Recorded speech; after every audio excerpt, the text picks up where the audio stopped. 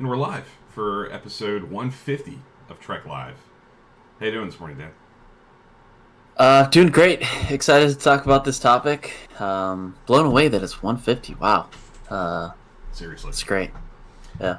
Yeah, no, the 150 is crazy to think about. Coming up on 4 years of doing this, which is insane. It makes me feel old, but it's been a great time.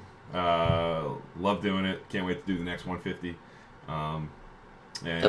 This is an exciting topic that has some fun origins that we'll talk about as well. But before we get into all that, how you doing with your rewatch? Still slow go. You guys know the deal with me. I did watch an episode though last week. I did watch Crossover. It's the Deep Space Nine version or iteration of the Mirror Universe, kind of introing that a little bit. I liked it.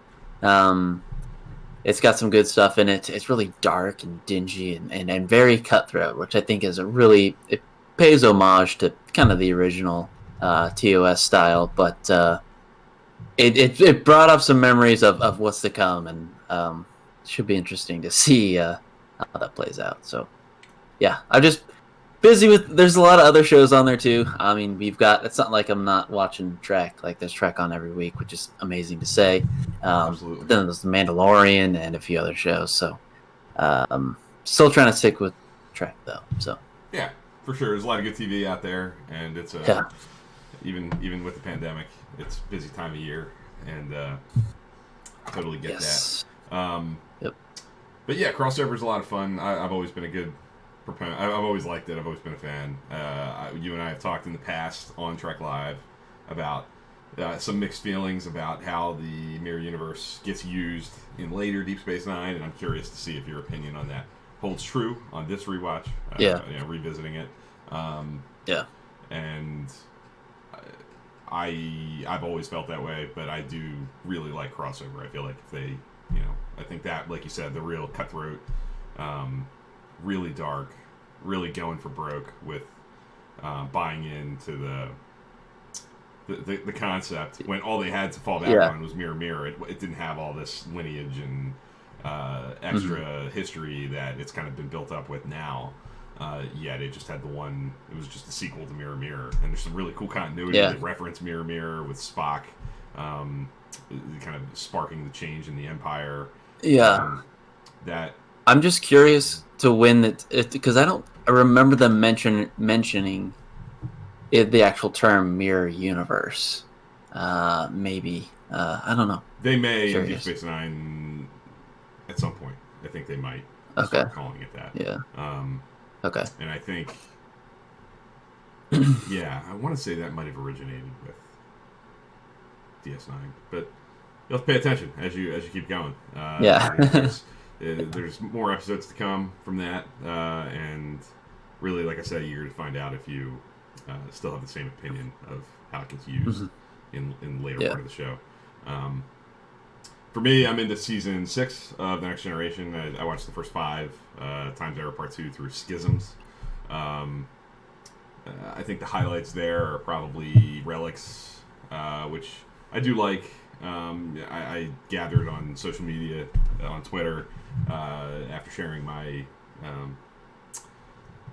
putting my tweet out there that I was watching it. Some mixed opinions. I know some people are have a hard time with it. You had mentioned on the Discord server that you have a hard time with the way Scotty's treated in it. That Geordi's a little short with him, a little mean to him at times, and that is true, and that's a common take. I mean, I feel like a lot of people feel that way. They think that the episode puts Geordi in a position to be a little short, and that can rub some people the wrong way. There's some really sweet scenes in it, though. Scotty on the holographic recreation of the TOS bridge, which is fantastic, by the way. It's really great. It's really well done. Yeah. And hearing him talk about, being on all these different ships across his career, but, nothing quite like this one, and this is the one that's kind of got his heart, and it's where he finds himself always wanting to go back to. I think a lot of people can relate to that in one way or the other. whether it's a significant other, like he kind of talks about it, the first time you fall in love, you never quite fall in love the same way again, or a job, or it's just I think everybody can kind of relate to having that one thing that you kind of always hold on to and find yourself going back to in your head. Yeah. And really sweet stuff with Picard, in that on the holodeck with him talking about the past. Mm-hmm. And, yeah, I like Time's Era too. I think we're going to talk about that more maybe in next year at some point, as potentially an undervalued, underdiscussed piece of Star Trek. Yeah. But yeah, interesting run of episodes. Not a fan of Man of the People. I think that's one of TNG's worst episodes. Yeah, that's really rough. Tough hour. It is. It's pretty brutal. Really tough guest character. Really kind of. I tweeted something about him being like maybe the worst character. Not like the worst written. I mean, you kind of get where he's coming from and you get what he's doing, but just in terms of somebody who's just a terrible person, terrible, impossible to root for guy, who's doing something really low. I don't know that it gets much worse than him. So that was a low point. It's probably the worst episode I've seen in quite a while. TNG hasn't been that bad since the early days. But looking forward to keeping going. Season 6. This is the point in my rewatch where I'm pretty much on the overlap phase where I'll be mixing in Deep Space Nine and TNG. When I do this, I tend to go in strict rollout air date order. So when Emissary hits, I watch Emissary, and I'll go back and forth. I'll watch Emissary and then Ship in the Bottle, and back and forth with whatever the air date order tells me. So if you follow me on Twitter and you take note of what I watch, you're one of the many people who thankfully comment and share your thoughts on these episodes. You're going to find TNG DS9, TNG DS9 for the next little bit until Voyager comes, and I continue to do the same thing. So I always enjoy that. It's always nice to kind of compare the two shows where they were both at around the same time and what was producing what at the same time. So it's probably going to start next week because I'm just a few episodes away from that. Yeah. Cool. Cool. So why don't you talk a little bit about the topic of the week, where it came from, how we came up with it, and we'll get going from there. Yeah, the topic kind of arose from our Discord server. We had a Trek After Dark, what we call it, which we hang out, we talk Trek, trivia, and we watch things. And one of the ways that we decide, because it is a tall order actually, to put some Trekkies in a room and actually decide on an episode, which sounds like it could be an easy task, but it really isn't. So we do a random generator through Memory Alpha, and I think what was it was the alternative factor, right? We ended up on the alternative factor, but in that actual case, we actually didn't find the alternative factor through the random article generator. We ended up watching the alternative factor because one of the people hanging out with us, Don Paris from Trek Central, was this was in the early days of season 3 of Discovery, like very early theories of the burn, and he threw out this crazy theory about it could all tie back to Lazarus and dilithium going bad because of stuff that happened in the alternative factor, and that made us want to watch the alternative factor. So that's most of the time, if we can't come to a consensus through finding an episode in our conversation, we do go to Memory Alpha random article generator, and we'll do best of 3 or make that decide what we're going to watch. But at the last Trek After Dark hangout, we ended up watching, bizarrely, the alternative factor because of some theories and some comments made during our hangout. Yeah, and that led us to talk about and this kind of comes into our Swiss Army knife idea, kind of like Star Trek can do a bunch of different things, always either the next week or the last week.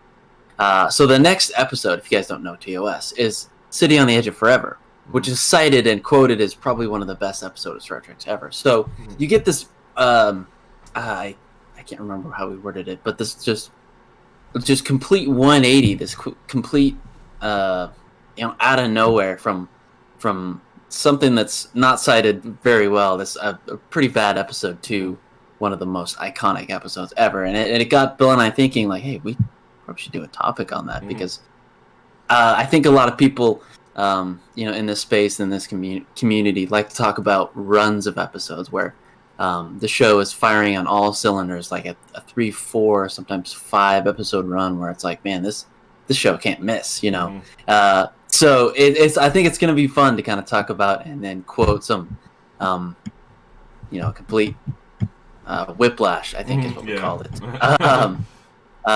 type of episodes. So should be fun. Definitely, yeah. Fitzy Cal Herb's in the room. He was there with us that night. Talked about something good came out of watching the Alternative Factor that night. Yeah, absolutely. It got us thinking, and we're grateful to have done it. But yeah, you're absolutely right. It was interesting with so many episodes to think about across so many shows. This huge pool of episodes and different kinds of runs, different strengths and weaknesses across the whole vast, sea of options here. It was cool to look at the full body of episodes and kind of look for, my strategy was to kind of look for episodes that I was really not fond of, to see what surrounded it. And sometimes you couldn't go with it. Like, I'm not going to pick Code of Honor because the episodes that it's back to back with around aren't great. Yeah. So it's not as simple as just find the bad episodes. It's find bad episodes that are bracketed with on one side or the other a great episode, and that led to more deep dive checks into like these episode guides and listings, and it was interesting to do the research and really look at the episode lists. The other thing to kind of throw out there is these things are all subjective. These are our personal choices for whiplash-inducing pairs of episodes. We know one person, at least, prominent figure in the Twitter community, who loves the Alternative Factor, and I've met people who really aren't big on the City on the Edge of Forever and find it totally overrated. So, the City on the Edge of Forever and the Alternative Factor is sort of like our example to like illustrate what we're doing here, because I think, you put 10 people in a room, 10 Star Trek fans in a room, they'll get that. Like, they'll feel that way. That tends to be, like, the standard issue opinion. The Alternative Factor's bad, City on the Edge of Forever's great. But that's not to say that everybody feels that way. So don't take, these are not the end-all, be-all, complete, honest, like, completely locked-in, absolute correct answers. These are our takes. Prove us wrong. Feel free to disagree, and you may have a back-to-back pair that we haven't even thought of because we don't feel the same way about those episodes, and that's great. That's what makes it worth talking about. If we all felt the exact same way about all these shows and episodes, it'd be kind of boring to spend a lot of time covering it. So, before we get into our Whiplash episodes, there's a few things that I want to touch on before we. At least in my list and in my picks, I don't have a newer Trek, and I think Bill and I have talked about this maybe off air, just between us. But Bill, talk a little bit about the difference between the '90s era Golden Age style and now the new Trek, and how that may differ from season lengths, more serialization. Does that kind of lend itself to maybe it doesn't have some of these Whiplash episodes? Yeah, I mean, I definitely found maybe some of its recency and not having as much history with the episodes, but I do have one example from New Trek in my list here. But I found it harder to find these extreme swings from newer shows. I mean, I think even people who aren't in love with the new era of Star Trek would probably feel the same way, because the show kind of more or less it more is what it is, as opposed to TNG, for example, where you get vastly different approaches, totally different kinds of stories back to back. I think the more serialized nature, the more condensed storytelling, allows for it to be less likely for like an imaginary friend or a man of the people to rear its head into Discovery or Picard. because they're not stretching as thin to like generate episodes for a 26 episode season. So I definitely think it's easier to find these kinds of examples in the earlier series where you have wider ranges of episodes and more episodes to choose from. Yeah, larger season. Yeah, absolutely, and less serialized, so more episodic. Gotcha. Seasons. That's my experience. I mean, folks may have different opinions on that. But I suspect that, like I said, even people who, are not as big on the new stuff would still struggle to find like, one that they love followed by one that they dislike. I feel like if you're into Discovery, if you like Discovery and you're bought into it and Picard, you're mostly going to skew positive on, or at least not find episodes that are total disasters or like you can't find an alternative factor in the newer. Yeah, it's harder. Yeah, I find that it's harder to do that. So that's one caveat and a good point for sure that we definitely talked about in the planning. One thing I do want to read this because I find it kind of funny. Fitzy Calherb, I remember this, says that he tested positive for COVID 2 days later after he watched the alternative factor with us playing the episode. But he said, just kidding. He had watching the episode with us made him feel better. So we appreciate that. Cool. But I do remember that, Fitzy Calherb. It was a heck of a night for sure. And we appreciate you joining us that night. And look forward to having you again. Yes, we do. So yeah, I guess we're just gonna kind of go back and forth and share different things that we found in our like review of the episode guides and looking at what's out there. Curious to see if we agree, if we have any that we disagree on. I have a whole bunch that I wrote down. I'm not, we don't have this whole thing totally structured. We didn't do like a you pick 5, I pick 5 kind of thing. Whatever you found, and we'll just kind of roll with the punches and go with it. So I'm curious, like, what's the first one you want to talk about? What first comes to mind? I'd like to start with TOS. Sure. Because I think there's some in there that just coming from the alternative factor, I think there's some good ones in there. So the first one that kind of came to mind was the Doomsday Machine. And then, does anyone know what the next episode is after that? Cat's Paw, right? It's Cat's Paw. I read that. And this is one of the ones that I have a lesser time. I'm not as hard on Cat's Paw as some people. I think the first half is fine, or first 10-15 minutes is fine. Then it just goes out the door in the back end. But that's one of those ones where it's this action adventure in the Doomsday. Really fun, big, kind of fun action story. And then we get the next episode. It's just this weird planet cat thing that just, It's definitely a whiplash for sure. So that's one of the first TOS ones that came to mind when I sat down and was like, okay, what other ones are alternative factor type of things? Like your kind of strategy was where you would pinpoint episodes that you're not really hot on. And then I found Cat's Paw. I was like, well, what's around Cat's Paw? And then one of the best TOS's episodes was right next to it. So I totally agree. I think that's actually the first thing I wrote down on my piece of paper here. So okay, it's like the first one that kind of popped. It's true. I mean, they are vastly different. In every way, tonally, the kind of story it tells, the quality, in my opinion, is vastly different. Doomsday Machine's thrilling. It still works to this day. It's still got really tense moments and holds up really well. Cat's Paw's really silly. I agree with you. I think it opens okay. I think by the time they, get into the more nitty-gritty of the story and it becomes a real, almost self-aware sort of parody of, like, old Halloween notions and imagery, it kind of falls off the rails a little bit. But it's a definite illustration of like the ebbs and flows of what Star Trek can do. For sure, it's a good example. I'll throw another TOS one out there that came right to mind for me. Right at the top of season 3. For me, I know some people are much softer on this. Some people find it to be a guilty pleasure and they're really a fan. I'm not one of those people. I still have a really tough time with Spock's brain. followed immediately by the Enterprise incident, which I think is one of the better episodes of the original series.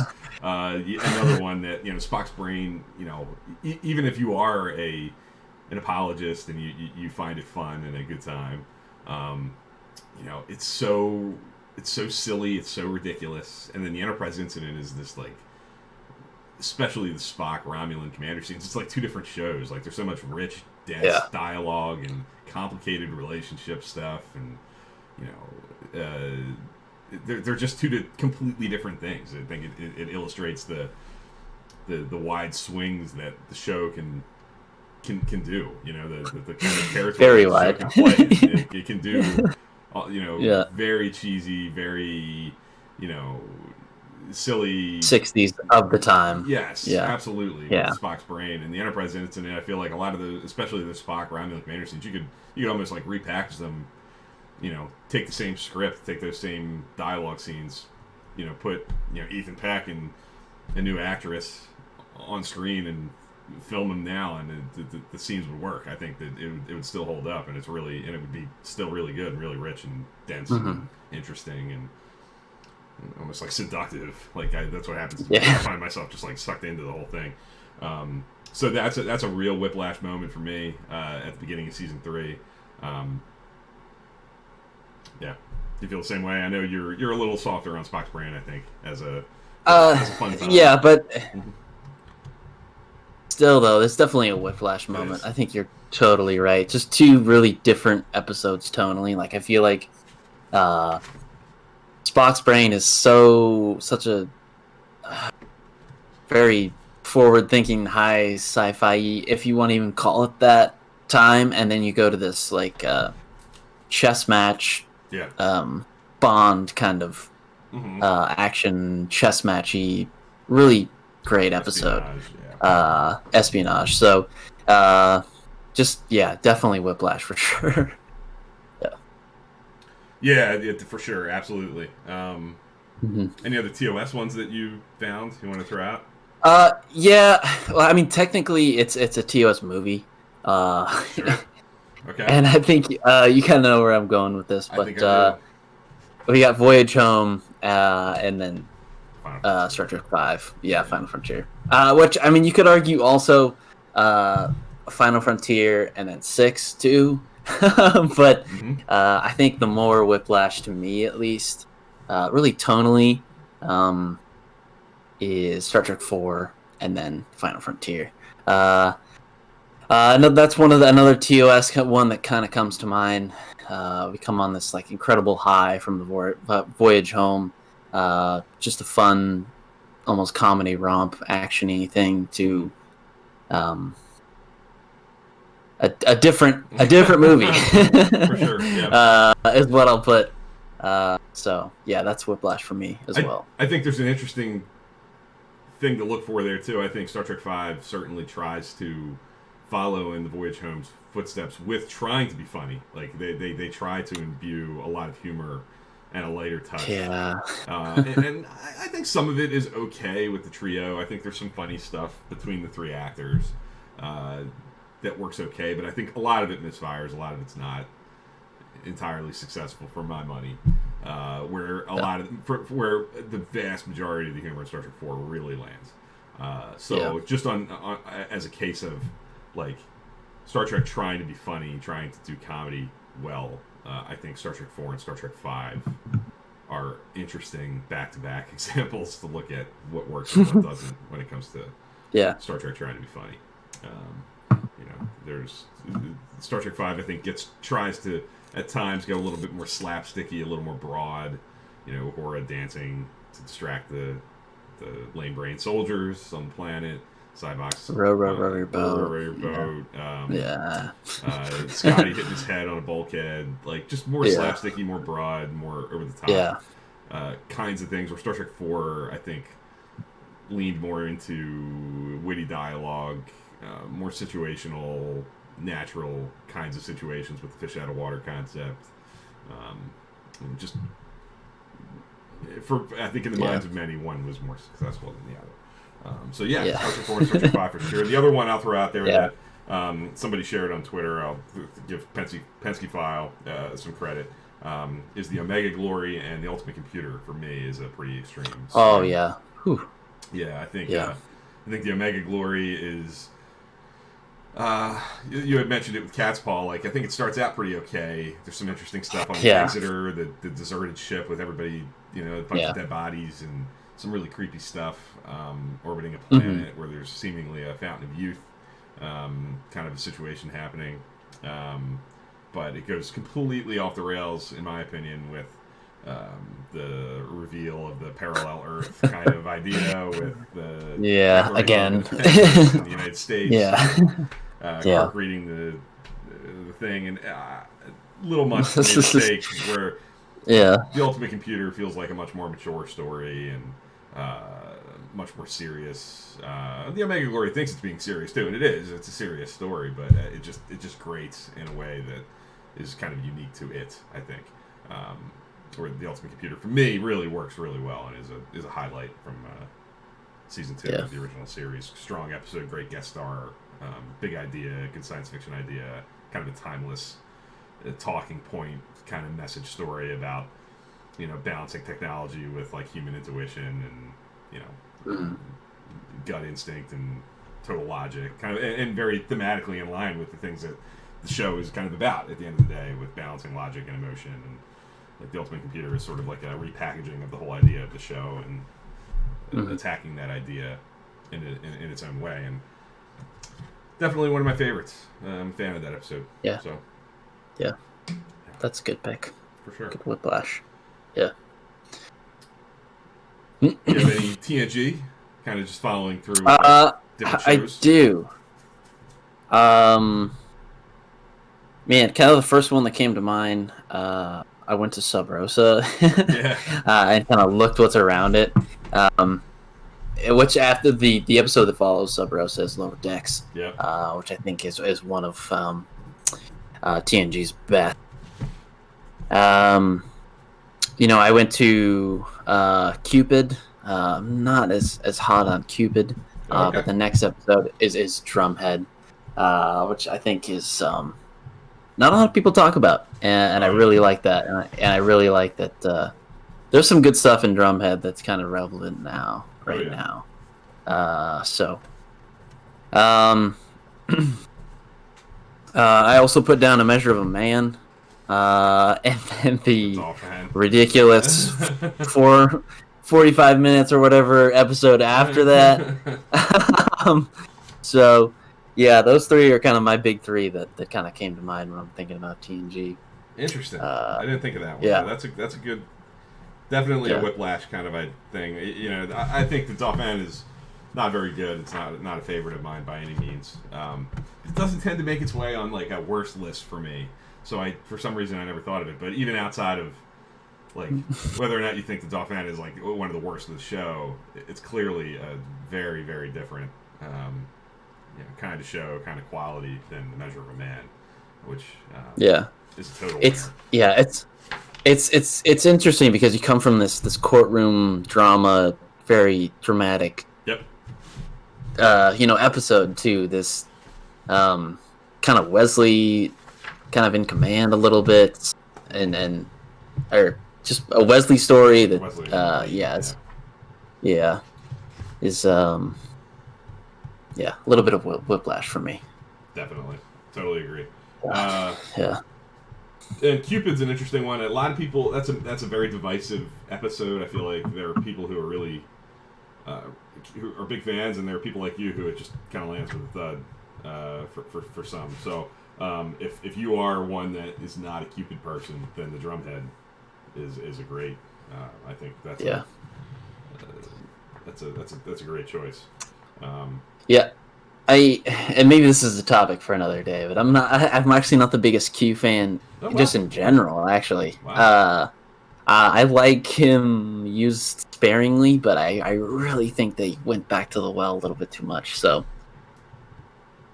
that's maybe a topic for another day. We can definitely do that. For the Next Generation, for me, Angel 1 and 11001001. I know Angel 1's a guilty pleasure of yours. But that's a pretty. I love 11001001. I think that's a really strong early episode. I can see that. That does some cool holodeck stuff and the big science fiction ideas with binars and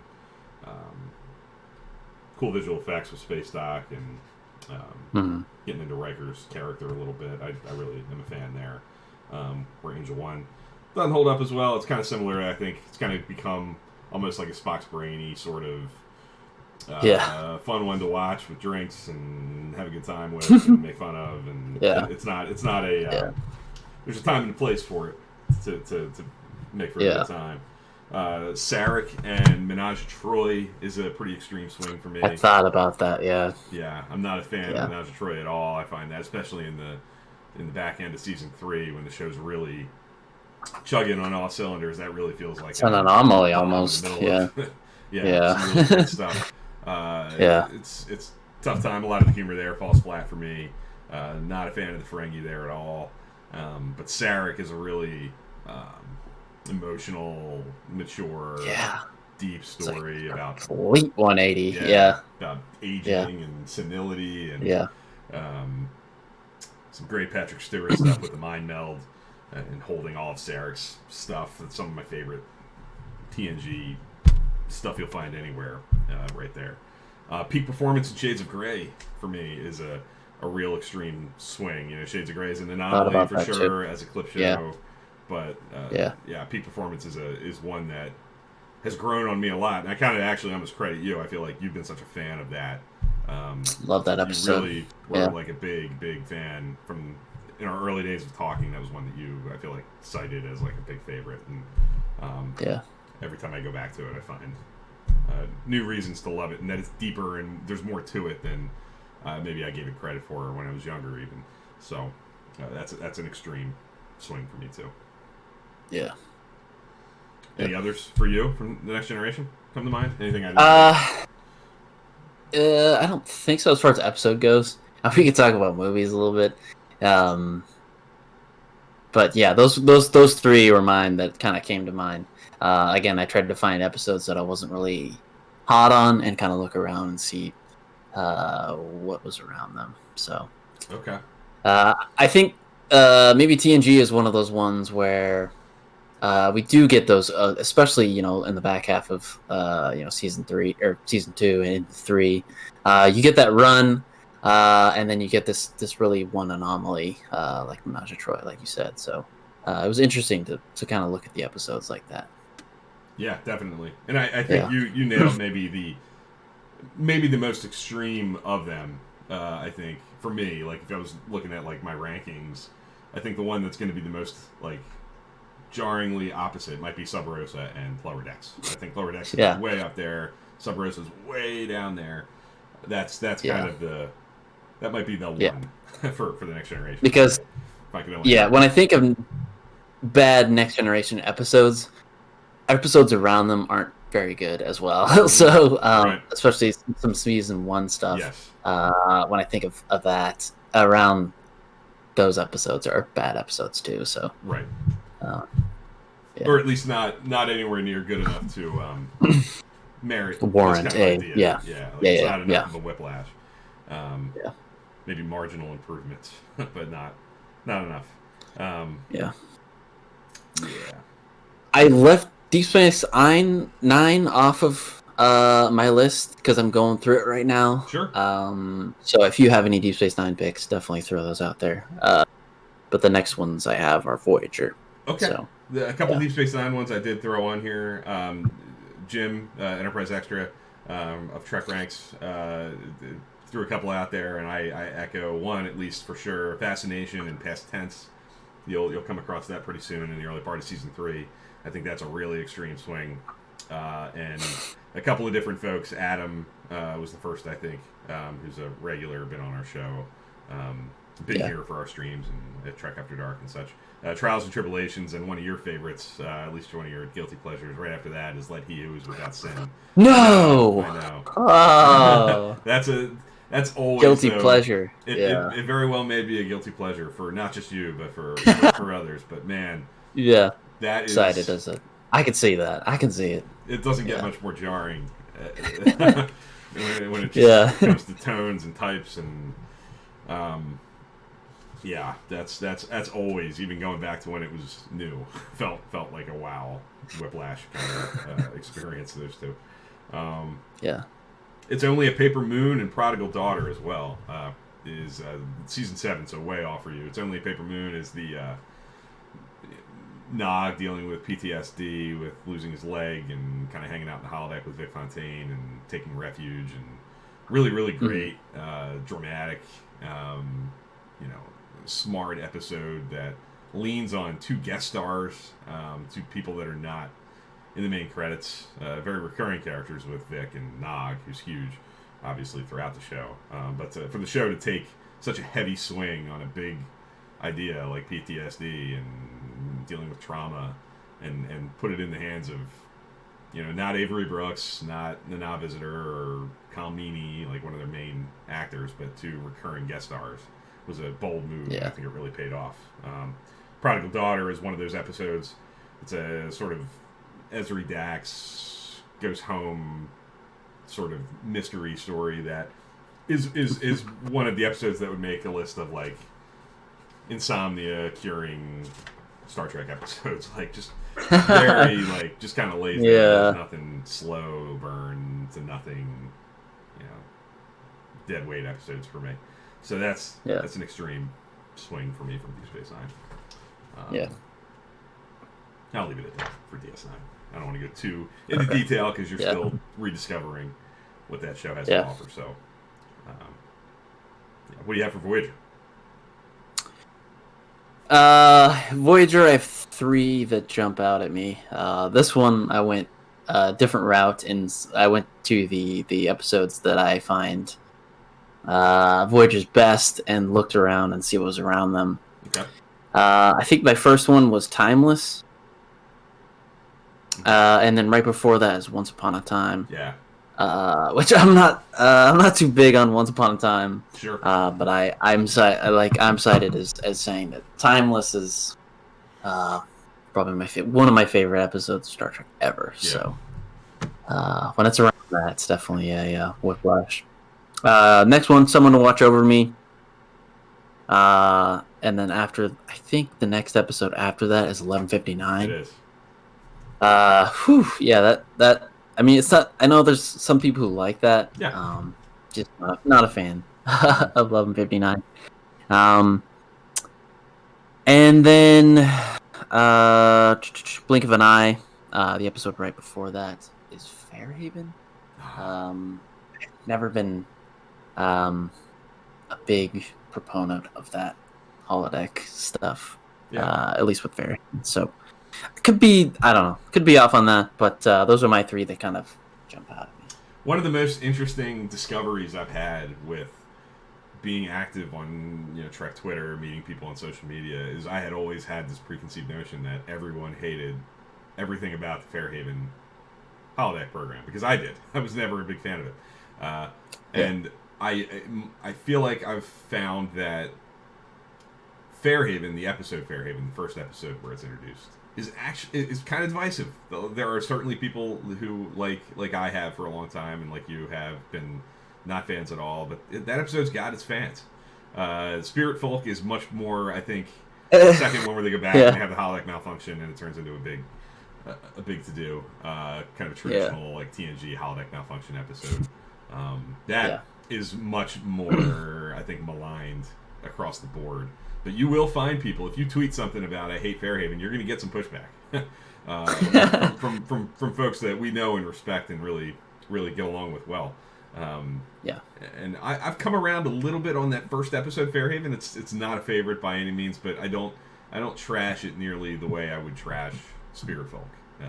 The second one, I think that's definitely the real misfire of the 2. Yeah. But that's a definite. I mean, Fairhaven, for my money, doesn't hold a candle to Blink of an Eye. I mean, that's a crazy, extreme swing.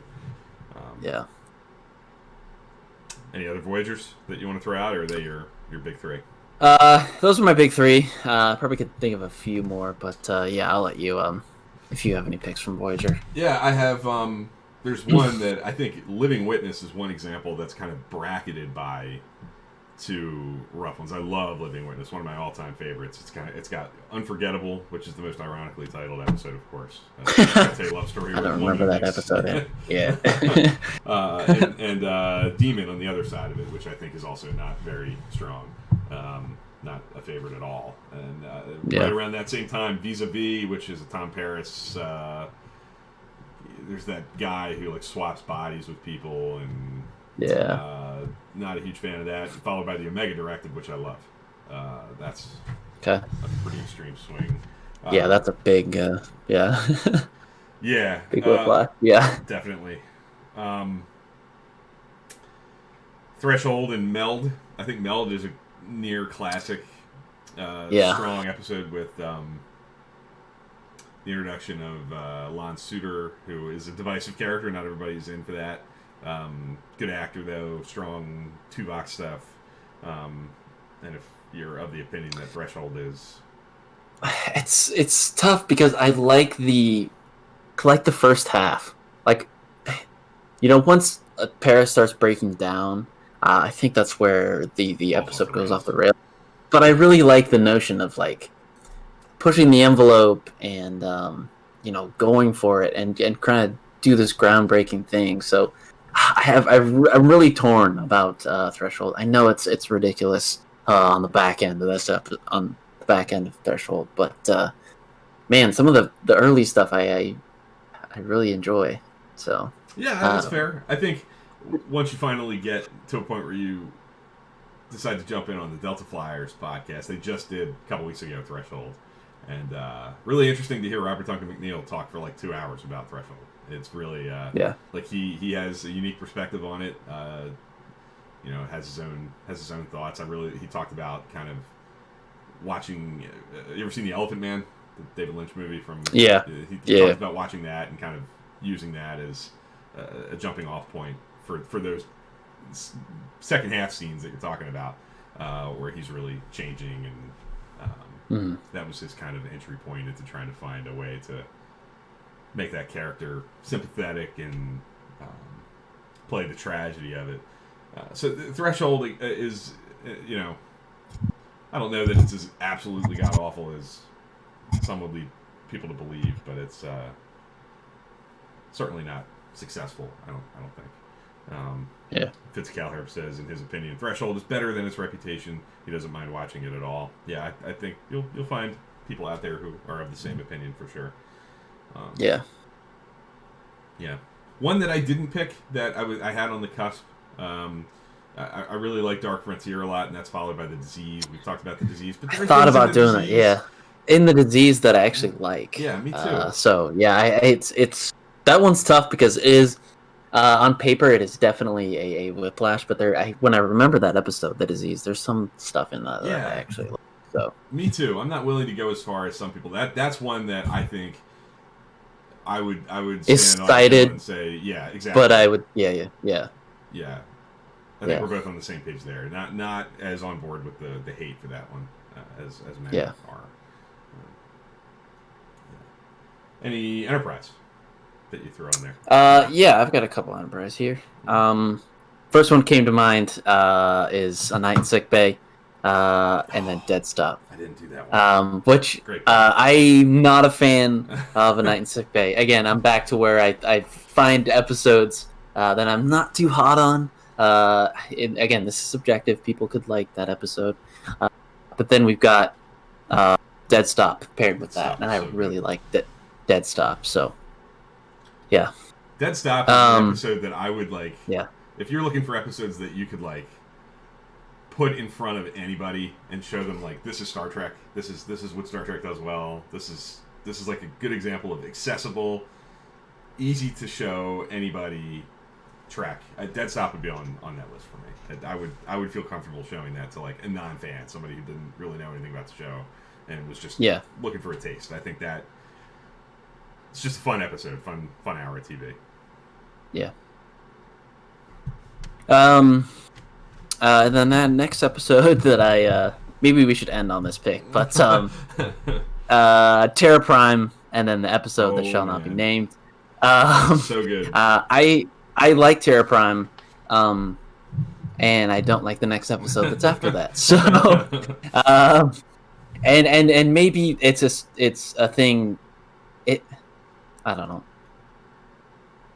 Again, I keep saying this, but maybe it's an episode for a topic for another time. But that to me is a kind of a whiplash for sure. I wouldn't, yeah, definitely a whiplash for maybe different reasons. I don't know.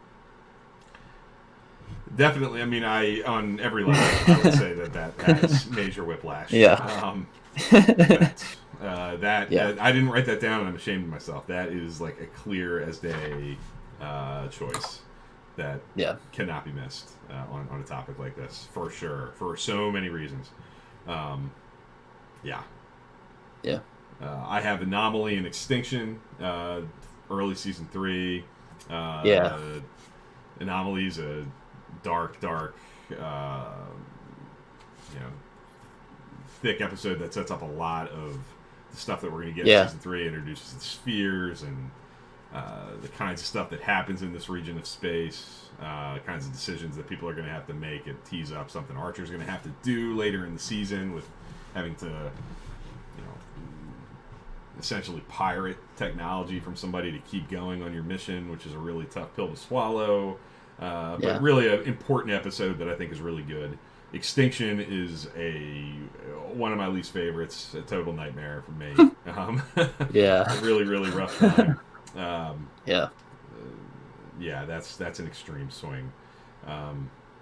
Which is funny because season 3 is a little bit more serialized. So I think that's definitely interesting to look at. Yeah, there's sure. I tried to find a few there, and I really couldn't. There are some misfires in that season. I think some weaker episodes, but nothing that falls to nearly the level of Extinction. I think that's by far the biggest miss of the season. And it is bracketed not on one side. I think Regine follows it. And I don't think that's anywhere near a success, but Anomaly is a great episode. Yeah, that good episode. From season 4, Daedalus and Observer Effect is a pretty extreme swing. Daedalus is the transporter inventor coming on the ship, and there's a big mystery, and there's some interesting production stuff in that with the cinematography, really, really dark. Cinematography, powered down ship. I like some of the look of that episode, but really dull, really rote, really predictable. And Observer Effect is one of my favorite episodes of Star Trek. That's another one that that's like one of the Enterprise examples of I could put that on in front of anybody, and I feel like they could get like a little taste of what like Star Trek does, what it's all about. It's one of my absolute favorite episodes of Enterprise that continues to rise every time I find it again. First Flight and Bounty would be my last one. First Flight being I thought about putting that on there too. Bounty's not good in my You mentioned a movie option you had written down. What do you have there? I'm curious to see if it's the same thing I do. I had two, but I wasn't sure. I kind of thought at the top of the show if we weren't going to talk about newer stuff. And so the movies kind of that I cited I talked about Star Trek 4 and 5. Sure. But maybe Into Darkness and Beyond would probably be a new one that I but it's very divisive, I think, as far as Into Darkness, because there are some people that are fine with it and don't feel it as such a whiplash. Those two quote unquote episodes, those two movies, as much as the movie one that I cited, which was 4 and 5, I think. No, I think Into Darkness and Beyond is a certainly fair one to choose. When you see Star Trek movie rankings put out there, you'll find a good number of them that put Into Darkness 12th or 13th at the very, very bottom of the list. So that's not an uncommon take. I don't count myself among those folks. I have it more towards the middle of the pack, maybe towards the bottom of the middle of the pack. I think that's certainly a fair one. I actually wrote down Nemesis in 2009 as an extreme whiplash You know, Nemesis, I've always said, you know, if you watch Nemesis, especially post, like, if you're watching it on the back end of Voyager or on the back end of Enterprise or however you're kind of mixing it in, you just sort of feel like the kind of a lack of energy, a little tiredness, a little going through the motions, a little maybe lack of creative juices flowing throughout that movie. I just feel like it just feels kind of old and a little stale, and it feels like it needs a shot of something, a little extra something. Yeah. You go into '09, and it's such a, you know, I know there are folks who don't care for those movies, who don't, you know, subscribe to the Kelvin timeline at all.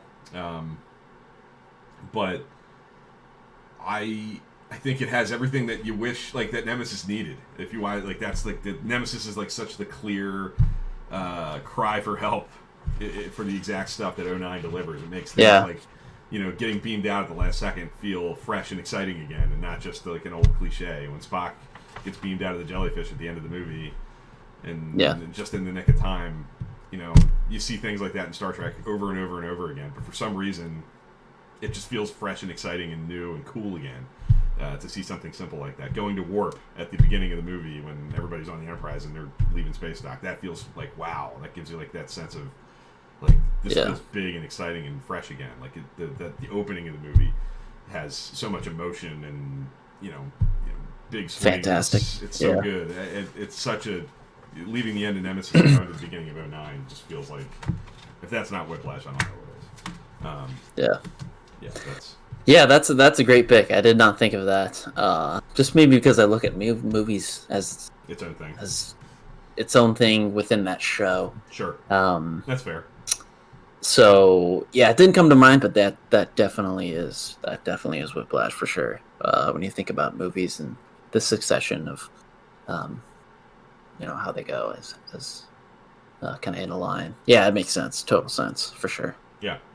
Fitzy Calherb says, maybe unpopular opinion, but I like Insurrection way better than Nemesis. That's Whiplash for me. I don't know that that's an unpopular opinion, Fitzy Calherb. I think. I think a lot of people feel that way. I think you've put 100 Trekkies in a room at a convention someplace post-pandemic, and you say, hey, everybody who thinks Nemesis is better than Insurrection, go over to the right. Everybody who thinks Insurrection is better than Nemesis, over to the left. I think you'd see a wide difference. That's a majority. I have a feeling you would find to understate it. Yeah. You would be it would be clear. It's a guess, but I feel fairly confident in it. So we mentioned, we did talk about New Trek, and maybe the difficulty. Did you have anything new? Any of the new stuff? There was some lower deck stuff that I thought about throwing out there, maybe. But none of the live action shows. I think it's really tough. We kind of talked about it earlier in the show with maybe Enterprise season 3, but and then at the top of the show. But if it's really, there's some serialization that kind of maybe helps episodes kind of level out.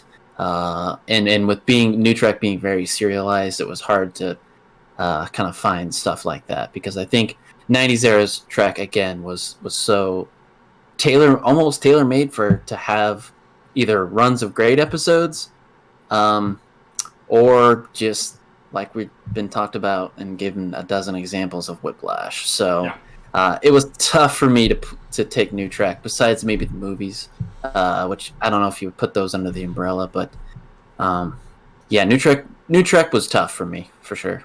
I agree with you. I had a hard time too, and some of these examples, I did come up with two, both from Discovery, that I feel like I can sell, but they're not as extreme as some of these other ones that we've talked about. These are not on the same. There's not an alternative factor of There's no alternative factor sitting in the edge forever here. There's no Sub Rosa lower decks here. Even maybe like something like Anomaly and Extinction, like that. That's a more extreme disparity than what I'm about to say. But I'll go with from season 1. Context is for Kings and The Butcher's Knife. Fitzy called it. Yeah, he called it. Oh yeah. Yeah. That's the one for me, for sure, that's the most extreme. Butcher's Knife, I would say, is probably my least favorite episode of Discovery. I've seen it a lot. I've seen season 1 a lot over the years now, and that does kind of feel like the one where the show kind of screeches a little bit to a. There's big important things that happen in it, particularly with L'Rell, and it sets the whole Vogue Ash Tyler thing into motion. And yeah, but it's pretty grim stuff with tardigrade and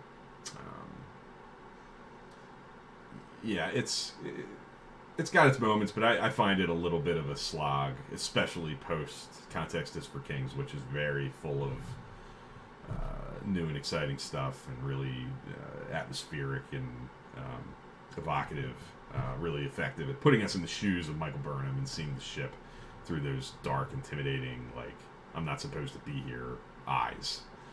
I think they did a really good job in that episode of making everything feel mysterious, and around every corner is something that you have no freaking idea. There is no context for her in that on that ship. She's got context in some of the decisions that she's made, but I think that's a pretty extreme. And I know you probably wouldn't agree with this one, but New Eden and Point of Light from season 2. I'm a big fan of New Eden as like a throwback old school Star Trek episode with a lot of good Captain Pike stuff. And Point of Light, there's some decent Klingon stuff in Point of Light that I actually do enjoy, but I find some of the stuff on the ship with Amanda talking to Michael about trying to find Spock to be a little like spinning the wheels, and a lot of talk of a lot of exposition that is needed, I guess, but isn't the most exciting or interesting stuff to spend our time on. So they're the two that I think come to mind the most.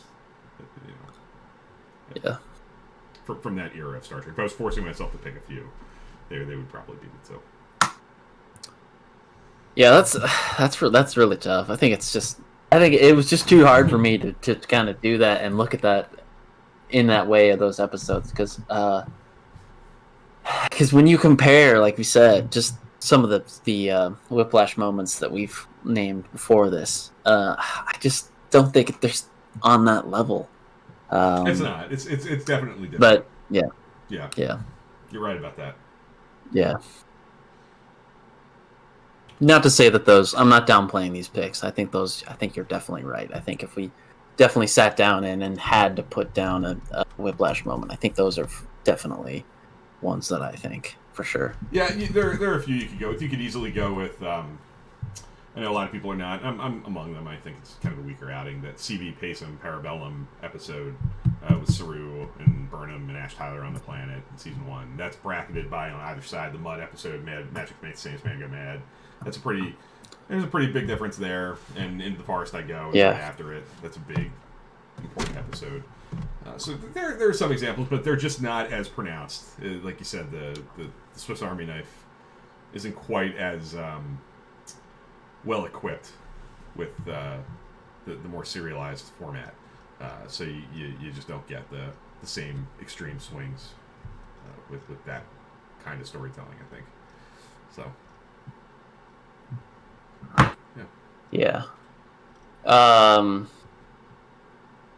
was there any short treks that just kind of came to mind actually that you think? Actually. To be honest, I forget the order of some of these. I think Q&A comes right before The Trouble with Edward, which both of us were not huge on. That's a pretty extreme swing. Oh, yeah. That's... I think maybe Runaway and Calypso, are those two together? Yeah. I think would maybe... I think Q&A and Trouble with Edward are probably the one that I would probably put as the top. Because, that's definitely a big whiplash for sure. I agree. Yeah. Trouble with Edward, for me, I think I may have said this before, is probably my least favorite thing from this new era of Star Trek. If I had to pick, like, the least successful thing from this Discovery, Short Tracks, Picard, Lower Decks, the whole thing, all 70-some episodes of everything put together, I think it would probably be that. I would have to agree. I think some of that is kind of falls in line with Star Trek V stuff when they're trying to push humor, and it just doesn't land for me. Yeah. Agreed. So I think, unless you have any more that you want to throw out there, I think that'll about do it. We covered a whole lot. We talked about all the shows, and I think found some different examples from each other. We had some overlaps, some things you said that I definitely wrote down or wish I did, and I think the other way around too. But I think we both had some unique choices as well. So it's always fun to have a topic that kind of forces us to look at all the shows and take the wide view of the whole of the franchise instead of getting more specific with one show or the other. This was a lot of fun. Yeah, it was. Cool. Any Star Trek content you want to throw out there? I think I will mention, this is probably a good time to mention, Bill and I are trying to work through and organize a Trek After Dark holiday party. So that's some Star Trek content that I would probably like to check out there. In the next probably 2 weeks, we'll kind of nail down a date for that and time, and we'll have a good time. So, yeah, we're definitely looking to have at least certainly one more Trek After Dark between now and the end of the year. So if you're interested in joining the Trek Live Discord server so that you can participate in something like that, shoot me a DM on Twitter at TrekFan4387. I can get you hooked up to be a member of the Trek Live Discord server, and that's sort of like your automatic invite for all those events. You'll know about them well in advance, know when they're happening, and be welcome to join in whatever way you see fit. So Trek After Darks are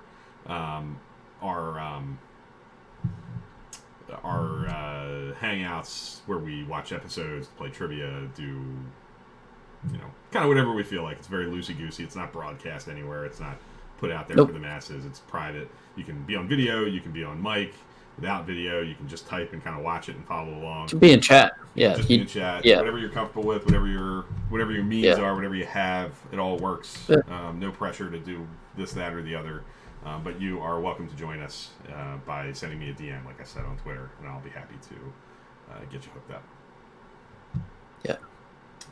And like Dan said, stay tuned. We'll have a date to throw out there in the coming days.